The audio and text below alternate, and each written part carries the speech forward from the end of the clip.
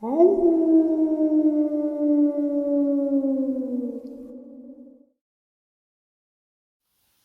greetings and salutations, everyone. I hope everyone is doing well. Welcome back to tonight's second half. And let me tell you something, it is one heck of a second half. Before we jump into it, though, a couple links. As you all know, I rely on Patreon, PayPal, channel membership, and the merch to help the channel to continue to grow and go. Links to Patreon, PayPal, and channel membership are in the description below. The merch is displayed directly under the video. Also, Dogman Frightening Encounters, Volume 1 through 3, the audiobook versions. They were written and researched by Tom Lyons, narrated and produced by me, Jeff Nadolny. Those audiobooks are available on Audible, Amazon, and iTunes, links to which are also in the description as well. And finally, last but definitely not least, if you'd really like to help support this channel to continue to grow and go, simply subscribe. It doesn't cost you a cent. Click that like button. Takes half a second. If you don't want to miss out on any of the informative uploads I put out daily, click that bell icon, and folks, please leave a comment. Why? Well, because all these things, they really do help this channel to continue to grow and go, and yes, folks, they definitely do matter. Now, everyone, I have taken far too much of your time. Let's jump in to tonight's second half, shall we? Today's upload is a documented research expedition in West Virginia. It happened in the month of June, year unknown. It was decided by the group that I belong to that we were going to hold a Bigfoot research investigation at a location in West Virginia. After going through all of the planning, we set out on this expedition. An interesting note is there was very little information or background history shared about this locale. Being that I was relatively new to the concept of expeditions and researching in other locations, I didn't question this. But as time progressed, I became more curious about the events of what may have caused this location to be chosen for this expedition. I asked what the history was and was met with silence and very little information. We left and headed to West Virginia. The drive out was pretty uneventful, but the scenery was beautiful. It became more scenic the closer we got to the Smoky Mountains. We arrived at the host's home and went through the introductions and last-minute preparations before heading to the campsite. It was decided that I was going to ride out to the camp with the host's wife. I didn't find it too outlandish and opted to go with the flow. During the quiet ride to camp, I got curious and asked her the question that I had previously gotten little information on. What is the history of this place? She began to tell me a few stories that were a little bit unsettling. In the first account, she relayed that a couple from out of state had pulled their travel trailer into the campground and had some strange things happen during their short stay. She relayed that the couple heard strange sounds at night and on occasion would see and hear movement around their trailer at night. Now on the last day they were there, she relayed that the wife had gotten up that morning and began cleaning. She started washing dishes in the sink, and during that, something frightening to her took place. She was standing there washing, and movement outside the window caught her attention. She looked up and was face to face with a Bigfoot-like creature. She became very frightened and began to yell. The yelling scared the creature off and woke her husband up. They packed up their camp and left later that morning. The second story that she relayed was a bit more concerning than the first. She told me about a high school-aged kid who had gotten into an argument with his parents and decided he was going to run away. He left and no one had any idea where he had gone. After he left, his parents became very concerned due to the concern they had about him possibly harming himself. They contacted law enforcement to report him missing. A search began, and about 2 days later, 2 park rangers happened upon his campsite and vehicle. Upon closer investigation, they found that his tent was down, and at initial glance, looked like he had started breaking down his tent. Everything was there in the campsite except for him. It was later learned that the tent was ripped to shreds, and that there was blood all over it, and his sleeping bag, which was inside of the tent. She then told me that a search ensued in the forest around the area. The boy was never found. Upon hearing this, I immediately was skeptical and thought that the latter story was possibly concocted to invoke fear in this place. At the time, I had never heard of any kind of attack by a cryptid creature and thought the likelihood of it was pretty slim, based how encounters seemed to play out. We arrived at the campsite, and darkness was soon to follow. We set up our tents, set up a fire pit, got everything in order. After we got everything in order, it was well into darkness, and we decided it was time to get something to eat. We gathered around the fire, cooking hot dogs and such. Everyone was done eating, and we gathered around back by the fire and decided to plan for the night. We were sitting there, and I was listening to the discussion. As they were talking, I heard a very low snapping sound coming from across the road. I guess I was the only one who heard it because they kept talking and paid no attention to the direction of the sound. The sound came again in that same general area, and I stopped whoever was talking to let them know that I had heard something coming from the wooded area across the road. Bob grabbed his spotlight and took off across the road. He turned it on once he got into the high foliage and began to pan the light back and forth. He stopped panning the light and was focused on one arrow. He whistled, and I was thinking to myself that he must have spotted a deer moving in the tall weeds. Next thing I know, he calls out to us and says that if we wanted to see one, we better come now and look. The host of the expedition took off running out of the campsite towards Bob. I decided to stay put in the campsite with Steve. Before the host of the expedition could reach the spot where Bob was standing, the panning of the spotlight started. I assumed that he couldn't see the creature any longer and was looking for where it had gone.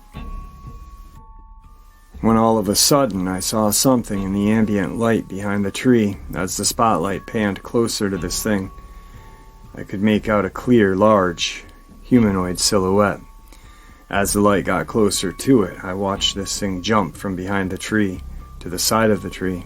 I stood there looking at it, and 3 thoughts entered my mind. Those were, it's huge, it's close, and don't do anything to piss it off. Steve was standing at a slight different angle than me, and when the creature jumped from behind the tree, he could see the light hit its eyes. I don't know much about Steve, but later found out that when he was a kid, a Bigfoot-like creature would visit him at night and peer through his window of his bedroom. It terrified him. In an instant, he was taken back to that memory. He began to seriously freak out, and I could hear him loudly saying something about the creature. I thought that something was maybe attacking him, and I turned to see what was going on. He began walking in circles in the campsite, rambling about that creature, this, that creature from that. There was some expletives as well. Steve was a big guy, and the level that he was shaken up concerned me a little. I walked over to him and asked if he was okay. After about 30 minutes of hyperventilating, he seemed to calm down a little. Bob and the host came back to the campsite and asked if everything was okay. Shortly thereafter, we found out that when Bob had crossed the road and gone into the weeds, that he caught a smaller, younger-looking Bigfoot in his spotlight that was crouched down on the trail that had been worn through the dense foliage. He related that he had whistled to try to get our attention without yelling and scaring the creature away. When he whistled, the creature looked at him, looked at a circus that was unfolding in the campsite, and wheeled around and headed back up the trail away from Bob. The conversation that took place before Bigfoot came into the area was that the host and Bob talked about driving up and down the roads to see if they could find anything. There wasn't any real clarification as to what Steve and I were going to do while they were riding around. I told them that I was going to stay at camp with Steve because of the level of him being upset concerned me. I actually thought he could have a heart attack. We waited around camp for a while for it to get late before they went out for their ride around the roads. While we were waiting, we could hear owls hooting up the mountainside in the area where the road went. All of a sudden, we heard a loud snap and a crashing sound. We didn't know what it was, but assumed that it was a Bigfoot breaking a tree. The other option was a tree just fell over and made the crashing sound. We didn't know what it was. Bob and the host decided to head out at around midnight. They left Steve and I at camp, and we just hung out and talked. That's when Steve told me about what happened to him when he was a kid. I had no idea, but understood from what he was telling me why he reacted the way he did. I felt bad for him and had no idea what it was like to try to cope with something like that. Steve also relayed the myriad of health problems that he was having, and that's when I found out that he used portable oxygen. He told me he was going to sit in his car, put his portable oxygen on, and see if that helped him calm down. He told me I could sit in the passenger seat if I wanted, and I agreed, so we started talking. We sat there talking and looking at the two lanterns hanging from the trees and hoping that nothing came into the campsite while we were there. A short time later, we both passed out. Next thing I remember, I'm waking up to the sound of a vehicle driving into the campground. It's pitch black dark, as best as I can tell. So I figured Bob and the host had been gone for a while. Bob pulled into the campsite, and when they got out of his truck, I could hear him talking. And then, as I sat up a little, I could see them looking at the lanterns and saying something about them. I couldn't quite make it out. I figured the lanterns had run out of fuel, and they were trying to get them relit. They lit the lanterns and got ready to bed down for what was left of the night. I laid my head back on the headrest and fell back to sleep. The next morning we got up and everyone was going through their own morning routines. I happened to think about them coming back into camp and asked what they were talking about when they came back. Bob relayed that when they pulled into the campsite, it looked like the lanterns had run out of fuel. He said that when they got out of the truck and went and checked on them, they found they weren't out of fuel. They'd actually been turned down. They figured that we had turned them down before falling asleep in the car. I relayed to him that when we fell asleep, the lanterns were burning bright, and that neither of us had turned them down. How lanterns got turned down was a mystery. The only thing I know for a fact was that there was no other campers in the campground, and we heard no vehicles come in while they were gone. I have no idea how they got turned down, and I can't say that a Bigfoot came into camp and did it because I didn't see it for myself. One thing I'm glad of is that if it was a Bigfoot, that I didn't see it come into the camp and do it. Bob and the host relayed that they didn't find anything on the road, other than when they went up the side of the mountain, there was a pretty good-sized pine tree that had been broken over and fell into the road and blocked the way. Bob said he was creeped out when he got out of the truck to move the tree. He moved it and they went on their way. That morning after we talked about the lantern, the host relayed that he had to go back to his house, got into his car and left. He tried to start the vehicle, but for some reason it wouldn't start. Bob offered to drive him back, and they asked if I minded keeping an eye on camp. Steve was going to follow them out to the main road and begin his trip to Indiana. I felt good and had no inkling of reservation about staying at the camp by myself. I was armed, and it was daytime. What could possibly go wrong? I had no idea that this day would be one that is etched into my mind forever. Not just that, it formed a lot of my research quirks that I still have today. There are things I do and things I don't do because of this day. I agreed to stay in camp and get things in order for Roger's arrival later that day. They got their stuff together and left. Bob, Steve, and the host had departed, and I was there in the campsite by myself. I was there with nothing and no one. There was a vehicle there, but it wouldn't start, and I assumed it was locked. I didn't really care too much about this situation because I was armed, and I had been all over the world in some of the most inhospitable places. I proceeded with my original plan for the day. Everything seemed fine, and I decided that I was going to straighten up, round up any garbage, and get firewood moved closer to the pit. As I was working, I noticed that the cicadas were making their noises, and they were extremely loud. They don't come but every so years, and I learned that this was this year. They were so loud that it almost affected my ability to hear. I tried to put the very annoying sound out of my mind and continued to clean up the campsite. I'd been working for a short time when a pickup truck came down the side of the mountain. I figured it was someone checking on the campground and didn't pay too much attention until I saw a theme park.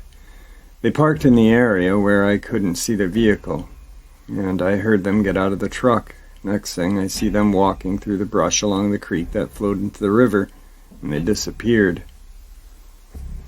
They went the same direction that the Bigfoot had retreated to that night before. They weren't gone long before I saw them walking back along the same path they had taken. I didn't know what to make of this, but I assumed they might have been checking on a trout line, or something like that. I did make a mental note of it because I had been warned before the expedition that the host had a history of possibly hoaxing evidence. I stuck that in the back of my mind and never mentioned it to anyone. They got in their truck and left. I continued rearranging and cleaning up the campsite. About 20 minutes went by and I heard another vehicle coming down the side of the mountain. The vehicle was a small station wagon with what looked like a husband, wife, and 2 smaller kids in the back seat. The kids were on the windows looking out like they were waiting to see something with excited fashion.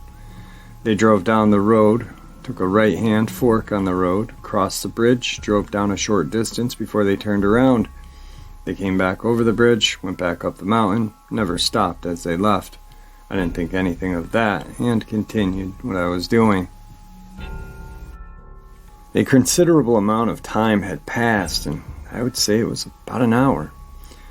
I was just about to finish getting the camp in order when I happened to look across the grown field that was on the west side of the campground. I noticed a tree moving, and at first glance I didn't really think much of it at all. I looked again and realized that none of the other trees were moving. It was just one tree that was swaying back and forth. I looked in the direction of the tree and tried to see what was making this tree sway like that. A thought entered my mind. Bear. A bear was scratching his back on the tree, making it move.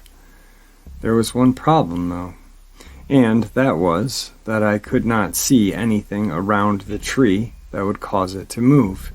Then another thought entered my mind. It could be a Bigfoot making the tree move like that. I looked and could see nothing but the tree swaying back and forth in a steady, intentional way. The cicadas were singing loudly as the tree continued to sway back and forth in a slow, steady motion. I decided I was going to act as if I didn't see it. Every now and then I'd glance over to still see the tree moving. Back and forth, I began to ponder what was going on. Was something trying to get me to go over there and investigate? If that was the case, I was surely not going to do that while I was there by myself. Then another thought entered my mind, a diversion, a way to keep me focused on one area while something passed behind me. Then the thought of possible ambush entered my mind. Knowing that I couldn't hear due to the loudness of the cicadas, it would be easy for something to sneak up on me without me hearing it. Now I got extremely paranoid and began scanning visually 360 degrees around me. There was nothing that I could readily see, but the tree kept swaying. Was this all in my head? I can assure you that the fear was just as real as the lone tree swaying back and forth. After 30 minutes of scanning the area like a paranoid person, I heard a sound above the cicadas. It was a vehicle, and I soon saw it coming down the mountain. I was never so relieved to see a vehicle, and my hope was that it was Bob and the host returning back to camp. It turned out it was not. It was a middle-aged couple in a pickup truck. They entered the campground road and drove along the lower road, stopped right next to the camp. The man rolled down his window and asked me if it was safe to swim down at the boat launch. I related that I was unaware if it was safe or not, but my friend that lived in the area would soon be back, and he would surely know. He thanked me, and they continued to drive down to the boat launch. I lost track and momentarily forgot about the swaying tree. I was just glad that I was not alone at the campsite, if but for a short time. The couple drove down to the boat ramp, stayed for a few minutes, then came back up and headed back up the mountain. As I ascended the road, I glanced in the direction of the tree and noticed that it had stopped swaying back and forth. I felt a bit more at ease, sat down in the camp chair for a break, sat there for maybe 10-15 minutes, heard a sound coming from the tall grass just across the campground. I looked in the direction of the sound and saw Mama Groundhog and her baby emerge from the tall grass. She came out onto the road, baby in tow, and grumbled with every step as they headed right down the center of the camp road. I thought this was kind of funny because she actually sounded like she was pissed about something. The thought then entered my mind that maybe they were flushed out of their hiding place in the tall grass by whatever had been moving the tree back and forth. The groundhogs left the area, and I never saw them again after that. Shortly after the groundhogs left, a truck pulling a fifth-wheel camper pulled into the campground. The driver headed toward the campsites that were closer to the boat launch. After a short time, I could hear sounds of them setting up their campsite. I continued my wait, and after about 30 minutes, Bob and the host showed back to camp. As soon as they got out of the truck, I went up to the host and told them that I didn't care what was going on or who was going where or when. They were not leaving me alone in camp. Bye. Myself again. He immediately started taking jabs at me and telling me that there was no reason to act that way, and he wanted to know why I was acting the way I was. He decided that we should go for a walk and talk. We walked down the road, and I explained what happened. When we approached the area where the fifth-wheel camper set up, they had set their camp up in a nice fashion, and even had a rubberized padding set down in front of their camper that would provide clear, non-dusty place for them to walk. I noticed 3 kids running and playing around the camper. We waved at the campers as we walked by and continued around the loop. Not far from the fifth-wheeled camper, we could see an extension cord cross the road. We looked, and we could see that a generator had been set up a good distance away from the camper on the other side of the road. The walk continued. We got to the place on the road that was closest to the swaying tree. I took the host over and showed him the tree, and we both examined it. Putting my hand out to push on the tree, I quickly learned that it was very stout, and that it took quite a bit of force to make a tree sway like that. It was earlier that day. We then walked back to the campsite and proceeded to talk about plans for the rest of the day. Looking back, I know that my paranoia was pretty much self-induced, but I believe my spidey radar going off like that played a part of it as well. I had not had a bad feeling about the place until that day. The fact remains that something was making the tree sway, and I could not see what was doing it. I'm not going to say it was a Bigfoot or any other cryptid for that matter. I knew at that point only that there were Bigfoot in the area because I had seen one that night before. After thinking about the events of the day, I made a few decisions that I would change how I operate when it comes to research expeditions. The first thing I swore I would never do again is ride or travel to the expedition location without having my own vehicle. The second is that if I am out researching with someone that I do not know and trust, I won't be getting out of the vehicle. Some may call the latter being scared or chicken, but I can assure you that being locked out of a vehicle by someone is not what you want to have happen when cryptids start coming out of the woodwork. These are also things to consider if you're researching with someone who is green or that has never had any kind of encounter. That afternoon, Roger and his girlfriend and child showed up to camp.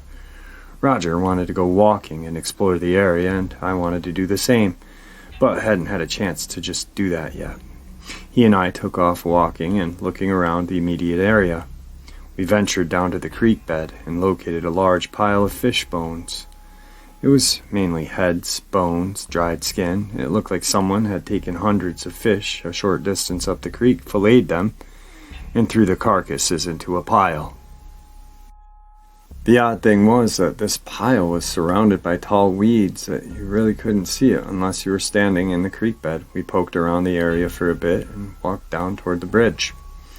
I was walking much slower and looking for evidence while Roger walked faster. He was under the bridge and continued down the creek bed to the river.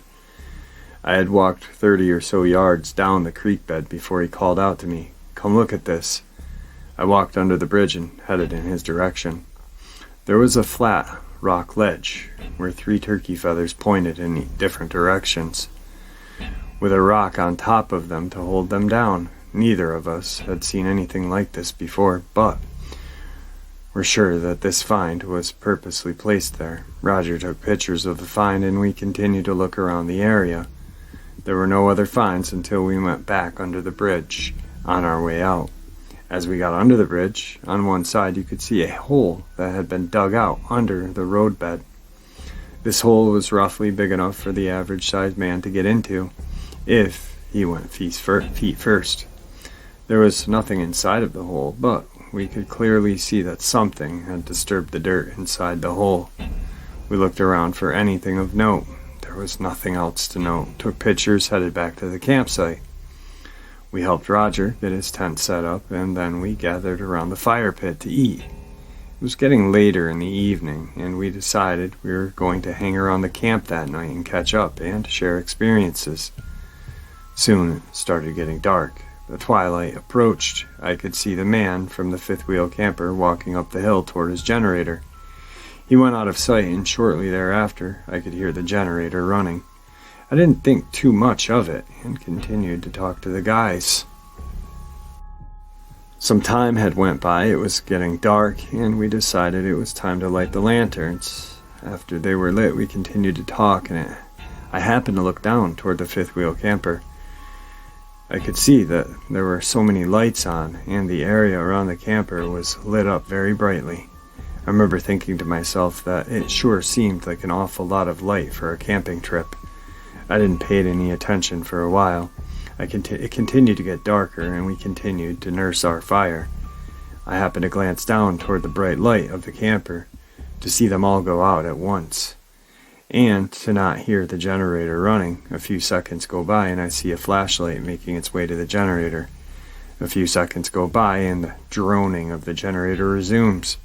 I could see the flashlight making its way back to the campsite, which was now well lit, like it was prior to the generator going off. I didn't think much of this event at the time, because I assumed the generator went off due to running out of fluid, or overload from the draw from the very bright lights. I continued talking with the guys and didn't think anything else about it. About 15 minutes go by, and I hear a drone of the generator stop again. I look in the direction of the camp, and it's dark. The flashlight makes its way to the generator. The droning sound starts again, and the lights are back on. This seems curious to me, and I'm trying to figure out what's going on. I'm very intrigued to watch the series of events unfold for 2 more times. The 5th time it happens, I see a flashlight make its way to the generator, and then back to the campsite. It wasn't 10 minutes later I saw headlights coming from the direction of the fifth wheel camper. I watched as the campers drove out of the campground in what seemed to be a hurry, trailer in tow. They drove up the mountain road and were never seen again. We were all talking about how fast they left and determined that they must have had something happen for them to leave like that. We would never find out. About 30 minutes later, a pickup truck comes down off the mountain road and turns onto the lower road that passes right by our campsite. The truck is occupied by a younger guy driving and a younger female passenger. There was also a younger guy and girl in the back of the truck as well. They passed by and went down to one of the campsites. That was almost out of view. They parked, and we could see flashlights and hear them talking.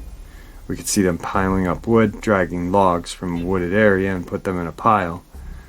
We didn't pay them any kind of mind and figured they were just out there to drink some beer and smoke some weed. After a little bit, we could see that they had started a fire in the distant campsite. I noticed that the 2 young couples had started a very large bonfire. I figured they were there to have a good time and hang out. I turned my attention back to the guys, and we continued to talk. A short time passed, and I happened to glance in the direction of the large fire. I could see the shape of someone running around or jumping over the fire. I thought that was odd and wanted to see what was going on. I remember that I had a pair of binoculars in my pack, so I got them to take a look at what was going on. I did not expect to see what I saw that night, though the view through the binoculars was not great.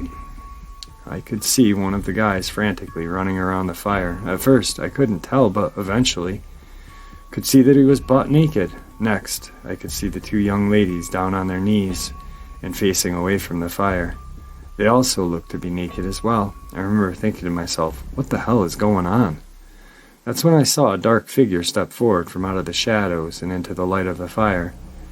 It was one of those guys. He was dressed in a long black cape and was wearing a horned devil mask on his face. I remember thinking to myself that I was about to see someone get killed. But I continued to watch. The cape man stepped forward and raised his hands in the air like he was going to say something. The guy running around the fire seemed to go into a berserk state, writhe his arms as he ran around the fire in a hunched fashion. The cape man stepped forward in front of one of the girls, and she began to perform a sexual act on him. I remember saying, what the hell is going on?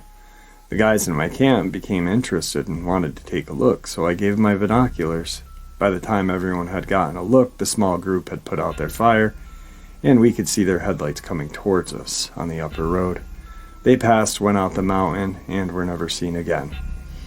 I know this doesn't have anything to do with the Bigfoot research, but wanted to include it because I want to be as unfiltered as possible. Needless to say, it creeped me out even more than I was from the events that had happened earlier that day. Something did not feel right, and I'll admit that I was a little bit shocked up by everything that had already happened. The host had been unable to determine why his car would not start, but had scheduled a tow to come get his vehicle on the day that the expedition was over. I asked if it would be okay for me to sleep in the back seat. He said it'd be fine. I told Bob that he could use my tent for the night, and he said that he appreciated it. His plan was to sleep in the back of his truck. At least if he used my tent, he would be able to stretch out and get some halfway decent rest. We continued to hang out near the fire and talk, and started to hear owls calling in the distance. The guys kept saying that the owl calls didn't sound right, but to me it sounded like a normal owl. The only thing I could tell was that the calls would come from one direction, and then after a few moments, they would come from another. Not something terribly concerning due to the fact that owls could fly from one location to the other and call once they reached that location. It made sense to me. We listened to them for a good while, and then the calls stopped. It got time for everyone to bed down, and everyone retreated to their tents. I took my sleeping bag and crawled in the back of the car. I locked the doors, curled up, and went to sleep. After a while, I woke up and was really hot. I rolled down the window about an inch to let some fresh air in, and my hope was that it would stay cool and cool the car down. I fell back to sleep. I don't know how long I was asleep for, but I was awakened by a sound outside of the car. I lied there, covered up in the sleeping bag, and pulled it over my head. I wasn't sure what the sound was that woke me up, but passed it off initially as nothing and tried to go back to sleep when all of a sudden I heard a loud and a low, guttural, inhaling sound coming from the area of the cracked window. I lay there as still as I could, and I didn't move an inch. And inside of me, I was freaking out. I continue to lay there, listening. I hear nothing after that. After a while, I fall back to sleep. The next morning, when I got up and got around, Bob was sitting at the campfire drinking coffee. I walked up to him and was trying to get fully awake when he asked me if I got up during the night. I told him that I had not, and he told me that he was asleep in his tent and was awakened by someone or something moving around the camp. He told me that he thought it was me because whoever was walking up to where the pack was and was rummaging around in it. I instantly became concerned. I knew that my pistol was in my pack. I looked into my pack and learned that everything was still there. I was the only one that was armed in the camp, and no one knew that I had my pistol. I wanted to make sure that no one had taken it. I was relieved to find it was still there. Alright folks, I hope you enjoyed tonight's second half as much as I enjoyed sharing it with you guys. I'd like to thank you for all of your support. Your support is what keeps this channel growing and going. I truly appreciate it, believe that. Please everyone, stay safe, happy, healthy, and ever vigilant, keeping an eye on our children, our pets, our family, and friends. These creatures are real. They are out there and they are dangerous. Share a little bit of information, that same info that we share here with each other on a daily basis with the people you love and care about, and it may just save their life someday. Until next time, God bless you all.